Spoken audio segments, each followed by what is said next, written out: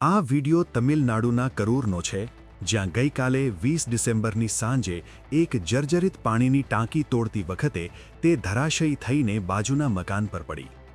આ તો સારું થયું કે મકાનમાં કોઈ નહોતું એટલે જાનહાનિ ન થઈ, પણ મહાકાય ટાંકી પડતા અડધું મકાન ઉડી ગયું. ઘટના સાંજે લગભગ 5:30 વાગે કરૂર મ્યુનિસિપલ કોર્પોરેશનના 15મા વોર્ડમાં આવેલા અમરજ્યોતિ ગાર્ડન ત્રીજી ગલીમાં બની.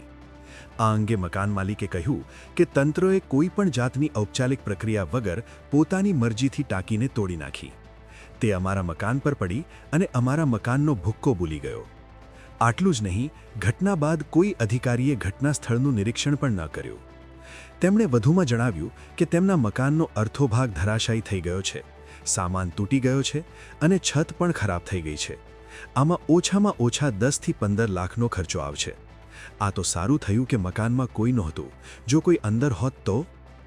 મકાન માલિકે સ્ટ્રક્ચરલ નુકસાન માટે સરકારી અધિકારીઓ પાસેથી યોગ્ય વળતરની માંગ કરી છે.